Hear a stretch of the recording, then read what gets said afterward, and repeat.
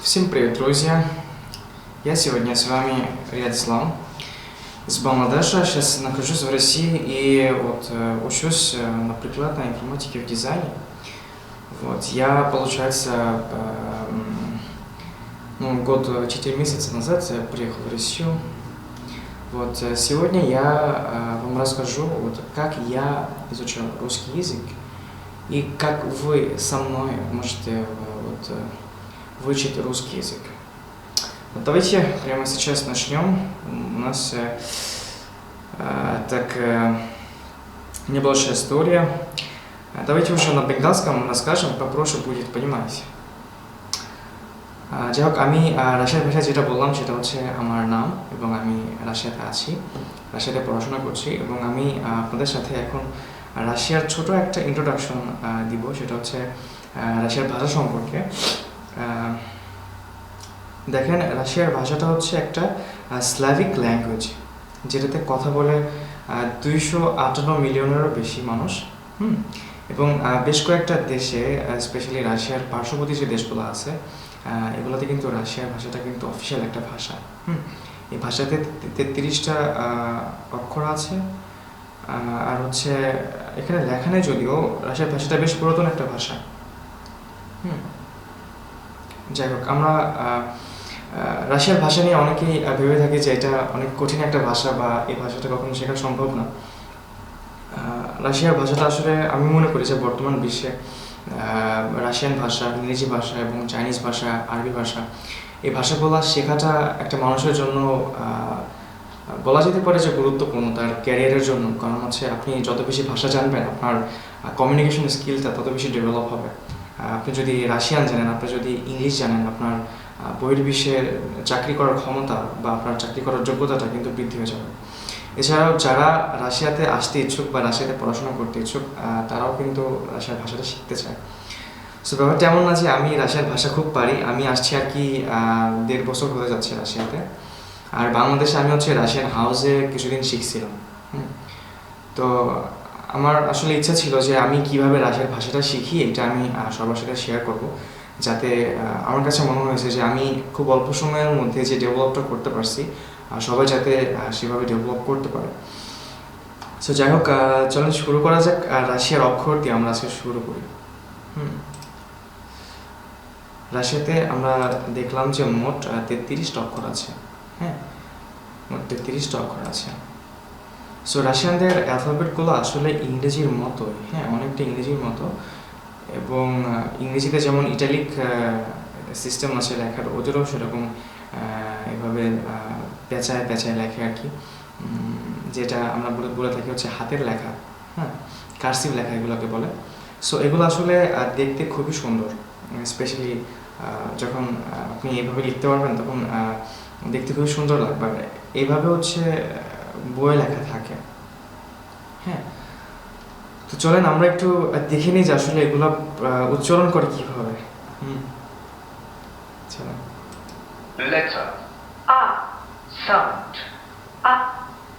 এটা হচ্ছে আ, একদম খুবই সিম্পল একটা অক্ষর। এটা আসলে এক্সপ্লেন করার কিছু নাই। এটা হচ্ছে আ। এরপর আছে হচ্ছে ব।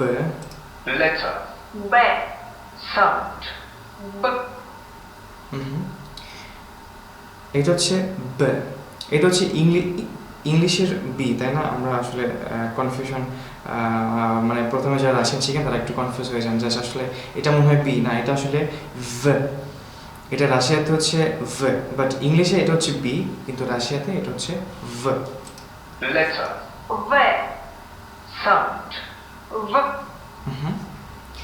এরপর এটা হচ্ছে গ।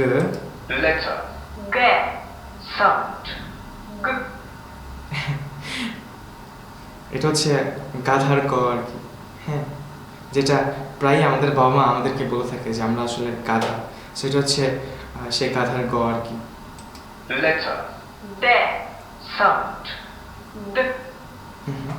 এখানে বলে রাখা ভালো, এই দটা হচ্ছে রাশিয়ার, আমাদের বাংলাদেশের দ আছে এটার মতনই বলা যেতে পারে। কিন্তু ইংরেজিতে যে ডি আছে, রাশিয়াতে কিন্তু ডি নাই। রাশিয়াতে ড, ট, ঠ, এগুলো কিন্তু রাশিয়াতে নাই। হ্যাঁ, তো এইটা হচ্ছে দ। হ্যাঁ, এটা খুবই সফট একটা সাউন্ড। সো অনেকেই হয়তো মনে করতে পারেন এখানে ডি এর মতো লেখা আছে, কিন্তু এটার উচ্চারণ হচ্ছে দ এর মতো।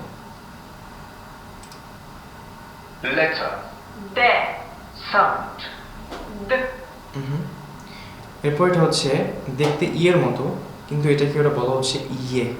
ইয়ে হস্যই অন্তস্থ একার, যেটাকে আমরা এভাবে বলা যেতে পারে। সো এটা হচ্ছে ইয়ে sound. yeah, letter, yeah, sound, yeah, এটা হচ্ছে ইয়ে। এটা হচ্ছে ইয়, মানে ইয়ের উপরে দুইটা র্যাবিটের কান লাগাই দিছে আর কি। হ্যাঁ, আমি এটাকে দেখতে অনেকটা খরগোশের মতোই লাগে, একটু জুম করে আমি, এই যে দেখেন ইয়ের উপরে দুইটা ফোঁটা দিয়ে দিছে আর কি। হ্যাঁ, দুইটা কান লাগাই দিছে। সো এটা হয়ে গেছে হচ্ছে ইয়। এখানে বোঝার জন্য আমাদেরকে ইংরেজিতে কিছু লিখে দিছে, যেমন ইয়র্ক, ইয়র্ক, ইয়ন্ডার। হ্যাঁ, এটা হচ্ছে ইয় sound. letter, yo, sound, yo, ইয়ে ইয়ে হানি সিঙ্গারের মতো বিষয়টা অনেকটা। আচ্ছা, এরপরে যাই। এটা এটা খুবই ডিফারেন্ট একটা আসলে অক্ষর। এটাকে দেখলেই আমরা আসলে এক ধরনের একটা বাদ্যযন্ত্র আছে না, এভাবে বাজায়, ওটার কথা মনে পড়ে যায় আমার। হ্যাঁ, জানি না কেমন যেন একটা অক্ষর, এটা সবার থেকে ডিফারেন্ট আর কি এই অক্ষরটা। হ্যাঁ, অন্যান্য সব অক্ষরগুলো তাও ঠিক আছে, বাট এই অক্ষরটা একদমই ডিফারেন্ট। এটা হচ্ছে র সাউন্ড, অনেকটা চাইনিজদের মতো আর কি। এটা একদমই ডিফারেন্ট একটা সাউন্ড। এটা হচ্ছে র সাউন্ড। এখানে ইংরেজিতে দেওয়া আছে যেমন মেজার, প্লেজার। সো স্পেশালি এখানে আমি একটু মার্ক করি, দেখতে পাচ্ছেন এখানে এসের উচ্চারণটা যেভাবে পরিবর্তন হয়ে যায়, এটা হচ্ছে সেই সাউন্ডটা। চলো আমরা দেখে নিই। letter, z, sound, z, র। আচ্ছা, এরপরে এটা হচ্ছে জ sound. letter, z, sound, z, এটা ইজি আছে। এরপর এটা হচ্ছে ই, এটা একদমই ইজি। এরপর আমরা একবার শুনে নিই। letter, e, sound, e, তো এখানে আমার কাছে যেটা মনে হয়েছে, আমার এটা ব্যক্তিগত মতামত আর কি, আমাদের বাংলাদেশে দুইটা ই আছে, একটা হচ্ছে হ্রস্ব ইকার, একটা হচ্ছে দীর্ঘ ইকার। সো দীর্ঘ ইকার এটাকে একটু আমার যতটুকু মনে আছে, যেটাকে আমরা একটু প্রেশার দিয়ে পড়ি। হ্যাঁ, সো আমার কাছে মনে হয় যে এই ইটা ওদের এখানে খুব বেশি সফট না, একটু ভারী টাইপের আর কি, মানে বলা যেতে পারে যে দীর্ঘ ইকার, ই এরকম আর কি। letter, и краткая, sound, y, এটা হচ্ছে ই ক্রাতকে। চলো এটা আমরা উইকিপিডিয়াতে দেখে নিই। এটার ক্রাতকে শব্দের অর্থ হচ্ছে ছোট। হ্যাঁ, আমি একটু জুম করি। এই যে এই অক্ষরটা হচ্ছে ইক্রাতকে, এখানে লেখা আছে ইক্রাতকে। ইক্রাতকে শব্দের অর্থ হচ্ছে ছোট। রাশিয়াতে স্লাভিক ভাষা যখন হচ্ছে, মানে পুরাতন যে স্লাভিক ভাষাটা আছে, ওখানে ওরা বলা হচ্ছে ক্রাতকা। ক্রাতকা শব্দের অর্থ হচ্ছে ছোট। আর মডার্ন যে রাশিয়ার ভাষা আছে, মানে আধুনিক যে রাশিয়ার ভাষা, সেখানে ওরা বলা হচ্ছে কারোৎকা। কারোৎকা শব্দের অর্থ হচ্ছে ছোট। হ্যাঁ, সো এটা আমি জানি না, আমার কাছে মনে হয়েছে যে এটা আর কি ক্রাতকা, এটা হচ্ছে সেই পুরাতন যে শব্দটা আছে যেটা রাশিয়ার ভাষার, সেখান থেকে আর কি নেওয়া হচ্ছে সম্ভবত। এটা আমার ব্যক্তিগত মতামত আর কি। কারণ আমি যতটুকু জানতাম, ক্রাতকা এটা হচ্ছে রাশিয়ার পুরাতন শব্দ, আর কারোৎকা এটা হচ্ছে রাশিয়ার আধুনিক শব্দ। সো আপনি যখন রাশিয়াতে আসবেন, আপনি যখন রাশিয়ানদের কথা শুনবেন, ওরা ক্রাতকাটাকে ব্যবহার করেন, ওরা সাধারণত কারোৎকাই ব্যবহার করে। যাই হোক, আমরা সামনে মুভ করি। তো এটা গেল হচ্ছে ইক্রাতকে, এবং এটার উচ্চারণটা আসলে এটাকে কীভাবে বলা যেতে পারে, অয়ের মতো, অয় অয়, স্বরীয় অন্তস্থ এরকম টাইপের আর কি। হ্যাঁ, আচ্ছা, এরপর আছে হচ্ছে ক। এটা খুবই ইজি। sound, k, খ, শুনতে পারছেন না? সো আমার কাছে মনে হয়েছে যে ওয়েবসাইটে এটা একটু একটু হার্ড শোনাচ্ছে আমার কাছে, যেটা মনে হয়েছে যে খ এরকম হয়ে যাচ্ছে, বাট আসলে এটা এটা খুবই সফট একটা সাউন্ড। ক একদম সরাসরি বাংলা ভাষার ক আমি বলবো, ঠিক আছে? এটা খ না, রাশিয়াতে আসলে খ নাই, ক আছে। তবে ক এবং খ এর মাঝামাঝি একটা অক্ষর আছে, এটা আমরা পরবর্তীতে দেখবো আশা করি। আচ্ছা, এরপরে ল, এটা খুবই সহজ। letter L sound ল, এরপর হচ্ছে এম এবং N. letter M sound letter N sound N এটা হচ্ছে O. letter O sound O letter O sound O so L M N O, এটা কেমন একদম ইংরেজির মতো আর কি। এবং এই চারটা অক্ষর পাশাপাশি সহজ আছে। এরপরে হচ্ছে পি, এটাও তো সহজ আর কি। রাশিয়াতে এটা হচ্ছে প, এরকম একটা সাউন্ড হয় আর কি। মানে এটা এই সাউন্ডগুলোকে বলা হচ্ছে কীভাবে বোঝাই বাংলাতে, মানে এই সাউন্ডগুলোর আসলে শব্দ নয়, হ্যাঁ, যেমন প, এরপর হচ্ছে খ। সো এগুলোকে বলা হচ্ছে কাইন্ড অফ মানে সাউন্ডলেস অ্যালফাবেট বলা এগুলোকে। সো এটা হচ্ছে প। letter P sound প, খুবই লাইট সাউন্ড আর কি এগুলোর, এই অ্যালফাবেটগুলোর। এরপর হচ্ছে আর। letter R sound R এটা খুবই ফানি একটা বিষয়। আমরা যখন যারা গ্রামে আছে তারা জানে, আমরা অনেক সময় গরু চড়াতে গেলে বলি এরকম বলি আমরা অনেক সময় গরু র র র। সো যারা গ্রামে গরু চড়াইছেন তখন হয়তো বা অনেকেই এই উচ্চারণটা গরুদেরকে থামানোর জন্য বলে থাকেন। জানি না আসলে এখন আসলে এভাবে ইউজ করা হয় কিনা, বাট আমার মনে আছে ছোটোবেলায় আমরা যখন হচ্ছে গ্রামে গরু দেখতাম, যখন রাখাল্লা যাইতো তখন এভাবে বলতো যে র র র র। সেটা হচ্ছে সে র। এরপরে হচ্ছে এটা সরাসরি আমি বলবো এস, রাশিয়ার একদম এটা সি এর মতো দেখতে আসলে। ইংরেজিতে সি কিন্তু দুই রকমের উচ্চারণ হয়, একটা হচ্ছে সি আর একটা হচ্ছে অনেক সময় কি এর উচ্চারণ হয়, হ্যাঁ। কিন্তু রাশিয়াতে এটা খুবই রেয়ার, আমার মনে হয় যে খুবই রেয়ার, আমি জানি না আছে কিনা তো, হ্যাঁ। এটা সবসময় এস এর মতো উচ্চারণ হয় রাশিয়াতে। letter S sound শুনছেন না? এরপর হচ্ছে টি, এখানে আমি আগে একটু বলে রাখা ভালো, রাশিয়া কিন্তু আমি আগে বলছি যে ট নাই, হ্যাঁ। সো এখানে আপনারা দেখে কনফিউশন হতে পারেন যে এখানে টি লেখা হয়তো বা শব্দটা হয়তো বা একদম টি এর মতোই, কিন্তু এটা আসলে টি না, হ্যাঁ, এটা হচ্ছে ত, এবং এটা খুবই সফট একটা সাউন্ড, হ্যাঁ। আসলে আমরা শুনে নিই। letter T sound T ত। সো আপনার জিহ্বাটা হচ্ছে উপরের দাঁতের পিছনে লেগে যাবে। তা আমি পরবর্তীতে আপনাদেরকে দেখাবো, আসলে আমার কাছে আমি খুব কষ্ট করে এগুলো কালেক্ট করছি যে আসলে কোথা থেকে উচ্চারণগুলো হয়, হ্যাঁ। আমি অক্ষরগুলো দেখানোর শেষে আমি চেষ্টা করবো আপনাদেরকে এগুলো বুঝিয়ে দেওয়ার জন্য। যাই হোক, আমরা ফিরে আসি আমাদের অ্যালফাবেটে, আর কয়েকটা বাকি আছে। এরপরে হচ্ছে এটা রাশিয়ার হচ্ছে উ সাউন্ড, মানে দেখতে উ এর মতো, বাট এটা আসলে উ sound. letter U sound U উ, এই যে আবার চলে আসছে সেই কি বলে একদমই ডিফারেন্ট একটা অক্ষর। রাশিয়াতে কয়েকটা অক্ষর আছে ইংরেজি থেকে ডিফারেন্ট, যেমন যেখানে জে পাইছি আমরা, এরপরে হচ্ছে ব আছে, গে আছে, এরপরে এই যে আবার আমরা ফ দেখতে পাচ্ছি। রাশিয়াতে আরও 4টা অক্ষর ছিল যেগুলোকে বাদ দিয়ে দেওয়া হয়েছে, এগুলো আমি ইনশাল্লাহ দেখাবো সময় সুযোগ করে। রাশিয়ার ভাষা আগে আরও বেশি কঠিন ছিল, আমি যতটা শুনতে পারছি আমার ক্লাস টিচারের কাছ থেকে। সো মডার্ন রাশিয়ান ল্যাঙ্গুয়েজটা আগের থেকে অনেক সহজ, তারপরেও এটাকে বলা হচ্ছে পৃথিবীর সবচাইতে কঠিন ভাষাগুলোর মধ্যে একটা। আমি জানি না কেন, আমার কাছে অনেক ভালো লাগে। আমার কাছে মনে হয় যে রাশিয়ার ভাষার উচ্চারণ আসলে খুবই ইউনিক, আমার কাছে যেটা মনে হয়েছে, এবং খুবই সুন্দর আমার কাছে মনে হয়েছে। আমি জানি না, হয়তো বা আমার অপিনিয়নটা আপনাদের কাছে পছন্দ নাও হতে পারে, বাট আমার কাছে অনেক বেশি ভালো লাগে এবং আমার কাছে মনে হয়েছে যে এটা খুবই সুন্দর একটা ভাষা। কঠিন আসলে কি দেখেন, কঠিন কঠিন তো সব জিনিসই, যারা ডাক্তার হয় মেডিকেলে পড়াশোনা করাটা কিন্তু খুব বেশি কঠিন।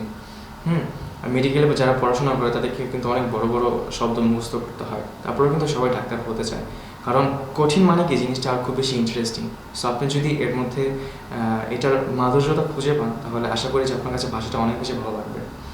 সো এটা হচ্ছে ফ, এখানে লেখা আছে ফেস, ফ্যাক্ট, ফোর্স, সেই একদম ইংরেজির মতোই আমি বলবো অনেকটা আর কি। হ্যাঁ, এটা হচ্ছে ফ সাউন্ড সোজাভাবে বলতে গেলে। Letter F. Sound. আবার চলে আসলো সেই হচ্ছে কি বলে, এগুলো হচ্ছে খুবই সফট সাউন্ড, মানে কীভাবে বোঝায়, যেগুলোর শব্দটা খুবই কম, উচ্চারণের শব্দটা খুবই কম হয়। অনেকটা এরকম।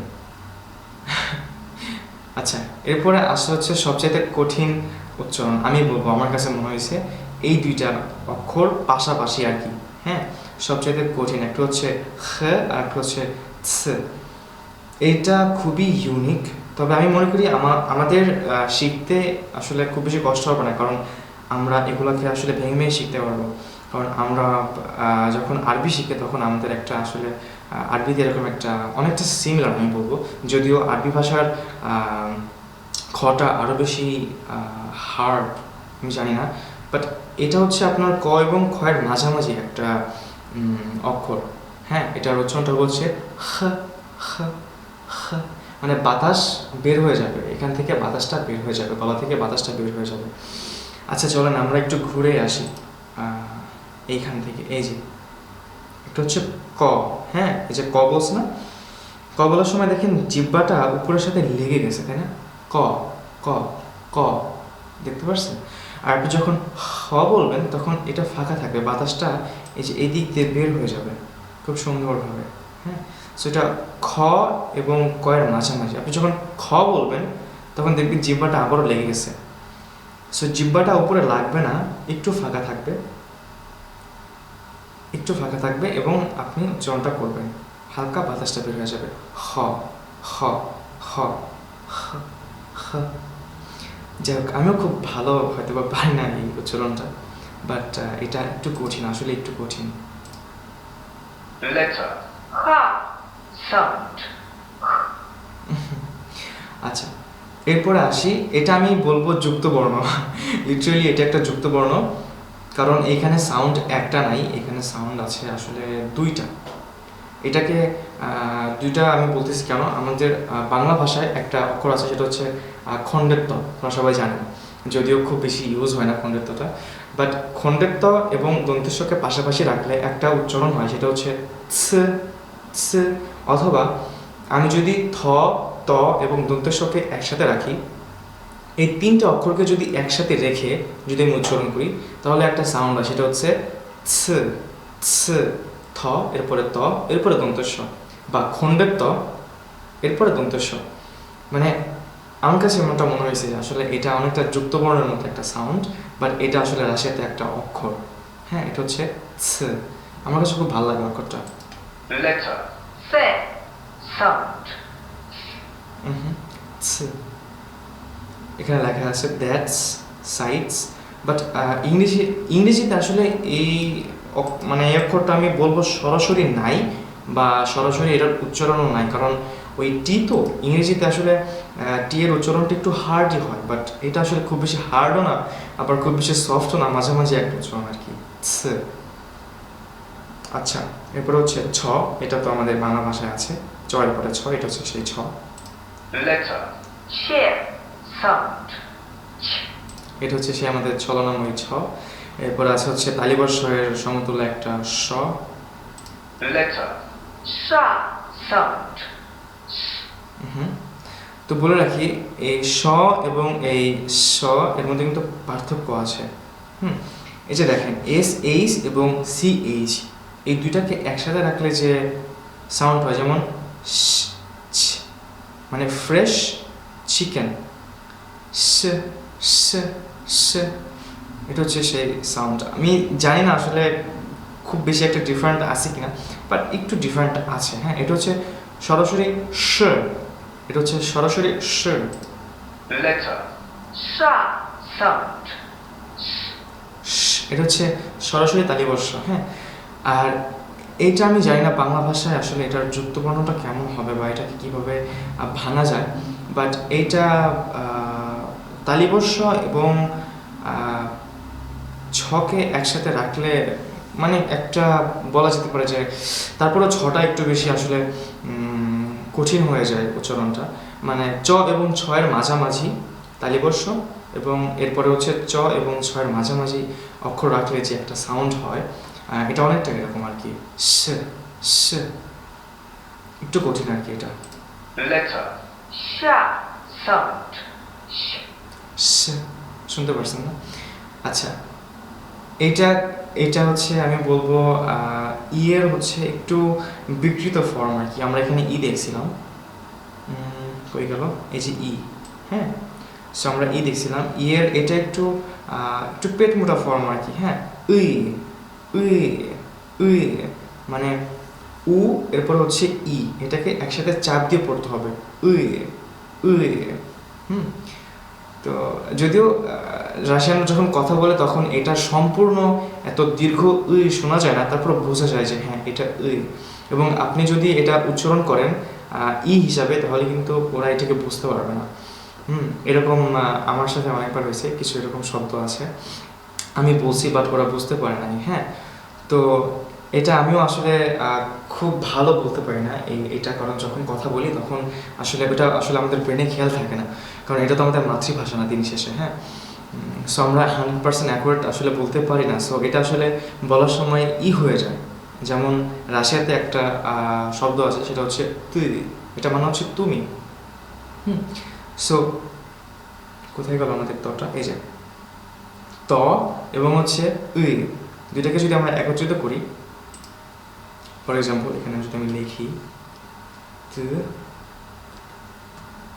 তুই, এই যে এটা যেটা, এটা হচ্ছে তুই, এটা মানে হচ্ছে তুমি। সো একটু খেয়াল রাখবেন এটা যাতে পরবর্তীতে যাতে এটা আসলে ই না হয়ে যায়, কারণ এটাকে খুব বেশি বেশি প্র্যাকটিস করতে হবে। কয়েকটা অক্ষর আছে আমি বলবো খুব বেশি বেশি প্র্যাকটিস করতে হবে, সেটা হচ্ছে এটা হচ্ছে উই, এটা গেল একটা, ছ এটা, খ এটা, মোটামুটি এইটা র, এটা আর ওই শ এগুলা সহজ আছে, এগুলো হয়ে যাবে। সো এই 4-5টা অক্ষর যদি আপনি একটু ভালোভাবে দেখেন, এগুলোর যদি আপনি উদাহরণগুলো একটু বেশি বেশি দেখেন, এখন তো আমাদের কাছে অনেক ফ্রি আর্টিফিশিয়াল ইন্টেলিজেন্স আছে। আমি বলবো যে ভাষা শেখার বর্তমান সবচেয়ে ভালো মাধ্যম হচ্ছে আর্টিফিশিয়াল ইন্টেলিজেন্স, যেটা আমি ইউজ করি আর কি, বা যেটা আমাকে হেল্প করছে অনেক বেশি। হ্যাঁ, সো আর্টিফিশিয়াল ইন্টেলিজেন্সের কোনো বিকল্প নাই, আপনি যত বেশি ইউজ করতে পারেন, এটা ফ্রি এবং এটা খুবই খুবই ইফেক্টিভ একটা টুল আমি মনে করি আমাদের শিক্ষাক্ষেত্রে। সো এই অক্ষরটা আমি রেকমেন্ড করবো খুব বেশি বেশি প্র্যাকটিস করার জন্য, কারণ আপনি যদি এখন প্র্যাকটিস না করেন পরবর্তীতে এটা লিটারেলি ই হয়ে যাবে, আপনি তুই বলার সময় তি বলে ফেলবেন, তখন এটা আসলে আপনার এটাকে কাটিয়ে উঠতে অনেক বেশি সময় লাগবে এবং আপনার উচ্চারণটা ঠিকঠাক মতো হবে না। আমরা প্রায় শেষ করে ফেলছি, আর কয়েকটা অক্ষর আছে, এটা হচ্ছে এ, একদম বাংলা এর মতো আর কি, লিটারেলি এটা হচ্ছে বাংলার এ, বাট ওরা এইভাবে একটু ভিন্নভাবে লেখে। letter, a, sound, a, এটা হচ্ছে এ, এটা হচ্ছে you, letter, u, sound, u, আচ্ছা, আর এটা হচ্ছে ইয়া। ইয়া শব্দের অর্থ হচ্ছে আমি। সো আজকে আমরা কিন্তু দুইটা শব্দ শিখে ফেললাম, একটা হচ্ছে তুমি, একটা হচ্ছে আমি। ইয়া মানে হচ্ছে আমি, আর তুই মানে হচ্ছে তুমি। সো এটা হচ্ছে ইয়া, ইয়া মানে হচ্ছে আমি, এবং ইয়া হচ্ছে ওদের একটা অক্ষর। letter, ya, sound, ya, আর বাকি যে দুটো অক্ষর আছে এটা হচ্ছে ওরা লেখে, কিন্তু এগুলোর কোনো উচ্চারণ নাই আসলে, আমি জানি না কেন, কিন্তু এটা রাশিয়ার গ্রামারের একটা অংশ, এটা আমরা যখন গ্রামারে যাব তখন আর কি আমরা বুঝতে পারবো। যেমন এখানে লেখা আছে সফট সাইন এবং হার্ড সাইন। হ্যাঁ, কিছু কিছু অক্ষর আছে, অক্ষরের পাশে যদি এই চিহ্নটা বসে বা এই অক্ষরটা বসে, এটাকে বলা হচ্ছে ম্যাক কিসনাক, আর এটাকে বলা হচ্ছে থভিয়র দিসনাক। ম্যাককি শব্দের অর্থ হচ্ছে সফট। রাশিয়াতে ম্যাককি মানে হচ্ছে সফট, এবং স্নাক শব্দের অর্থ হচ্ছে একটা চিহ্ন, এরকম বলা যেতে পারে একটা, আমি বলবো চিহ্নই বলবো আমি এটাকে। হ্যাঁ, তো এই চিহ্নটা যদি থাকে বা এই অক্ষরটা যদি থাকে, তাহলে সেই অক্ষরটাকে সফট করে পড়তে হবে। হুম। আর যদি এই অক্ষরটা থাকে, এই যে এইটা, তাহলে এটাকে হার্ড করে পড়তে হবে। হুম। সো এটা হচ্ছে থিওর দিসনাক, এটা হচ্ছে ম্যাকিসনাক। আমরা যদি উইকিপিডিয়াতে যাই, আশা করি আমরা এখানে দেখতে পারবো। হুম, এই যে থিওর দিসনাক হার্ড সাইন। হ্যাঁ, এটা হচ্ছে হার্ড সাইন। আর এটা হচ্ছে ম্যাকিসনাক, এটা হচ্ছে সফট সাইন। হ্যাঁ, আসলে দেখেন আমাদের অনলাইনে মানে সব দেওয়া আছে, মানে আমাদের শেখার জন্য সব কিছু দেওয়া আছে। আসলে আমাদের সমস্যা কি ভাই জানেন? ওই যে আমরা ঠিকঠাক মতো সময়কে কাজে লাগাতে পারি না, সময়ের কাজ সময় করতে পারি না। হুম? আমরা সময় মতো বাবা-মার সাথে কথা বলতে পারি না, সময় মতো খাইতে পারি না, সময় মতো পড়তে পারি না। কোনো কাজই আমরা সময় মতো করতে পারি না। যার কারণে আরকি আমাদের একটা আ ডিসিপ্লিনের দরকার হয়। আমাদের একটা গাইডলাইনের দরকার হয়। আসলে বর্তমান পৃথিবীতে ফ্রি এমন রিসোর্স দেওয়া আছে যে আপনি যদি শুধুমাত্র ডিসিপ্লিন ফলো করতে পারেন, আপনার আসলে কোনো কোর্স কষ্ট করে আমার মনে হয় না যে কিনতে হবে। হুম? সবকিছু শেখার জন্যই আরকি ফ্রি কোর্স অনলাইনে পাওয়া যায়, এবং রাশিয়ান ভাষা শেখারও আ আমার কাছে মনে হয়েছে যে যথেষ্ট রিসোর্স অনলাইনে আছে, এবং আমি আপনাদের সাথে যেগুলা শেয়ার করব এগুলো সব অনলাইন থেকেই সংগ্রহ করা আরকি। হ্যাঁ? তো আশা করি যে আমার সাথে আসলে আ যদি স্টাডি করেন, আমার কাছে যেটা মনে হয়েছে যে আসলে পড়াশোনার যে মাধ্যমটা এটা সহজ হয়ে যাবে। কারণ আমরা ভিডিওতে অনেক গল্পগুজব করব। আমি খুবই গল্পপ্রিয় প্রিয় মানুষ আরকি। সো অনেক মজা হবে, গল্পগুজব করব আরকি। এবং একটু, একটু করে রাশিয়ার ভাষাটাকে আমরা এক্সপ্লোর করব আরকি। হ্যাঁ? এটা হচ্ছে উইকিপিডিয়ার পেজ। এইখানে আগে যে অক্ষরগুলা বাদ হয়ে গেছে, যেগুলো আমি বলছিলাম আপনাদেরকে, এই অক্ষরগুলা বাদ হয়ে গেছে আরকি। হ্যাঁ? এই অক্ষরগুলো এখন আর রাশিয়ার ভাষায় ইউজ করা হয় না। দেখতে খুবই সুন্দর লাগতেছে যদিও। হুম? সো এগুলাকে আসলে ইউজ করা হয় না এখন আর। আর এই হচ্ছে ৩৩ টা অ্যালফাবেট যেগুলো ইউজ করা হয়। হুম? এখানে কি আছে আমাদের? এটা তো এটাই। তো আমরা আসলে একটু দেখে নেই, উচ্চারণের ক্ষেত্রে আমরা একটু রিপিট করি যাতে আপনাদের মনে থাকে। হুম? আর যদি এই ফাইলগুলো কারো লাগে আমাকে বলবেন, আমাকে কমেন্টে জানাবেন। আমি ফাইলগুলো আপনাদেরকে সেন্ড করে দিব। কোনো সমস্যা নেই। হ্যাঁ? আমার কাছে যত ম্যাটেরিয়ালস আছে এগুলা আমি আপনাদেরকে ফ্রি সেন্ড করে দেব। কোনো সমস্যা নেই। কারণ এগুলো আমি ফ্রি আরকি জোগাড় করছি। সো এগুলো আমি আপনাদেরকে ফ্রি দিব। আ আচ্ছা আসেন এইখানে, হ্যাঁ। এটা হচ্ছে ত। আমি যেটা বলছিলাম যে, জিহ্বার আগের অংশটা হচ্ছে উপরের দাঁতের মাড়ির সাথে লেগে যাবে। ত, হ্যাঁ? এবং ন। এটা হচ্ছে ২ টা উচ্চারণ গেল। একই জায়গা থেকে হবে। উম এরপরে হচ্ছে আমি তো একবার বলছি। এটা হচ্ছে ক এবং হচ্ছে খ। সো কটা হচ্ছে আপনার জিহ্বার মানে মাঝের অংশ বা শেষের একটু আগের অংশটা হচ্ছে উপরের সাথে লেগে যাবে। হুম? উপরের অংশের সাথে লেগে যাবে। আর হ উচ্চারণ করার সময় একটু ফাঁকা থাকবে যেখান দিয়ে বাতাসটা যাওয়া আসা করতে পারবে। হ্যাঁ? এবং এগুলোকে বলা হয় হচ্ছে সাইলেন্ট আ অ্যালফাবেট।